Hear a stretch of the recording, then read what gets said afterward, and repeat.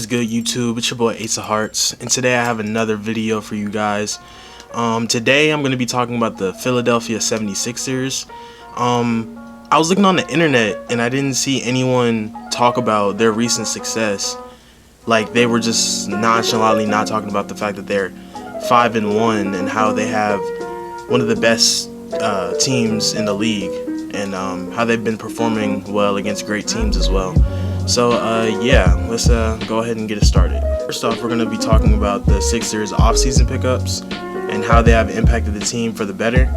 If you guys don't know, the Sixers got rid of Al Horford and Josh Richardson, and my initial thought on that was that they were going to lose defense, and they still weren't going to be able to have a nice flowing offense, a nice shooting offense.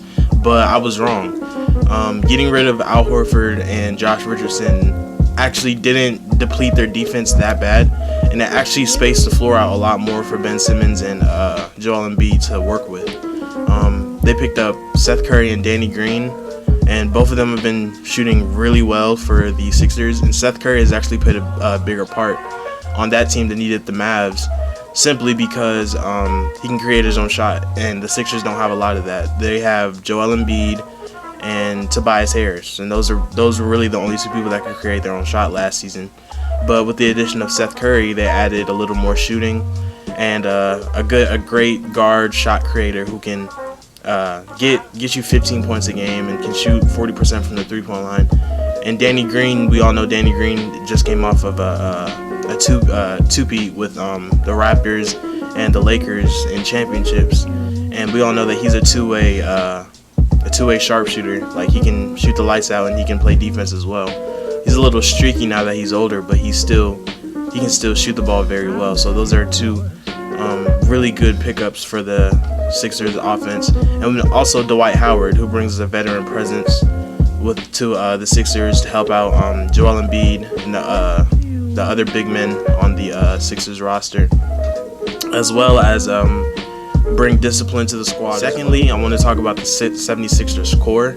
Now, if you guys don't know, Joel Embiid is priming right now. He's 26 years old. Looks like he's in the best shape he's been in since he's come into the league. And he's averaging, through 6 games, he's averaging 25 points, 12 rebounds, and he's shooting, I believe, 50-something% from the field, 40% from the three-point line, and 80% from the free throw line, which is really good for a 7-footer. He's their primary decision on offense, and he's only seeming to be getting better as time goes by. So yeah, I just wanted to talk about Ben Simmons.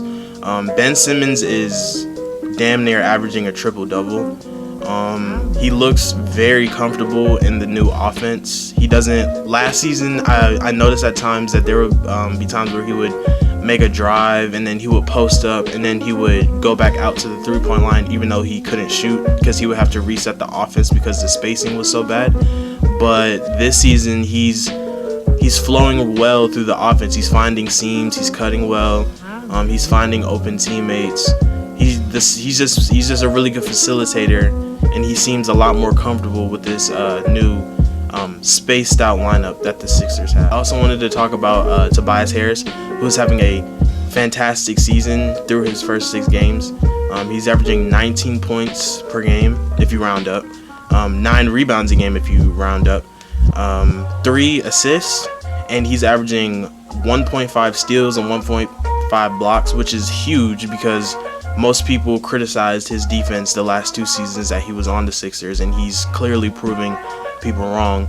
And it's not like he's just been doing this for like a game or two. Six games is a lot to be averaging that. I mean, it's not like half a season, but that's still consistent. If you do it 6 games straight, that's pretty consistent. So yeah, and he's, in terms of efficiency as well, he's shooting 50% from the field, 40% from the 40-something% from the three-point line, and I believe he's shooting 92% from the free throw line.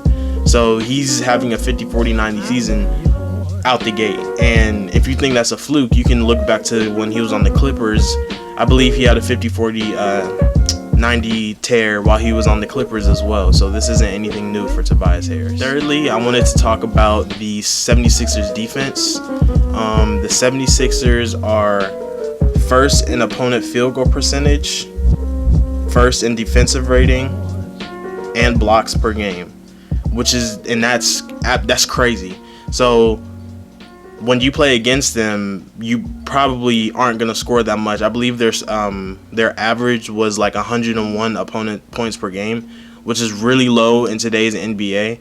So yeah, their defense is stifling and it's really good. The 76ers are second in defensive rebounds, opponent field goals made, and opponent points. This again just speaks to how great they are on the defensive side of the basketball. Not that they're not great on the offensive side, but to be second through 6 games in 6 different categories on defense is still pretty insane. It just goes to show how well of a team they've produced. Elton Brand has produced, as well as Doc Rivers, and just the core of Ben Simmons and Joel Embiid just coming together and making it happen. And the Sixers are third in net rating, rebound percentage, player impact estimate, or PI for short, and plus minus. So they're actually efficient on both sides of the floor as well when you add and subtract both their offense and defense. So it's not just a one-sided thing. They're great on both sides of the floor. Well, they're great on the defensive end, but they're a little above average on the offensive end. But it still equates to a great team, as we can see, because they are still 5-1. Because of their stifling defense, they have become one of the most intimidating teams in the league, and it's really only a matter of time until people start to notice that. I know the Sixers are a very not mediocre, but they're a very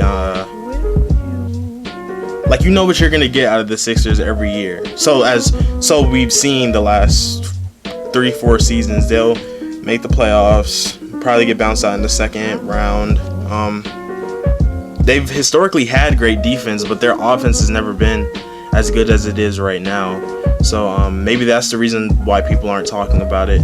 But I hope with the statement of those defensive stats that ESPN or First Take or Undisputed or someone talks about them, because they definitely deserve it. Lastly, I wanted to talk about the Doc Rivers pickup. Doc Rivers, as much as people like to ridicule him as a coach, I feel like he has brought one thing that has been missing from the 76ers team for a very long time. He might not have that much of an impact on it. Maybe it's just Ben Simmons and Joel Embiid aging, but I think he's brought discipline to the team. If you guys have looked at Joel Embiid, he's in the best shape of his career. I stated that earlier in the video. And maybe it could be just coincidental that it happened when Doc Rivers came, but all I know is that Doc Rivers on every team he's coached has always preached discipline, and it seems that the 76ers are picking up on that, and with their youth it can bring dividends in the long run. Ben Simmons looks to be maturing as well. We all know Ben Simmons used to be a little smug, just a little cocky. He would, not verbally, but you could see it in the way that he did things on the court in the earlier seasons. But I just feel like the Doc Rivers pickup has just changed the aroma in Philadelphia and the city of brotherly love. The Sixers are doing crazy right now, 5-1, best record in the league. Hopefully they can keep it up the deeper they get into the season. Daryl Morey is doing an excellent job. And yeah, it's been your boy Ace of Hearts, and peace.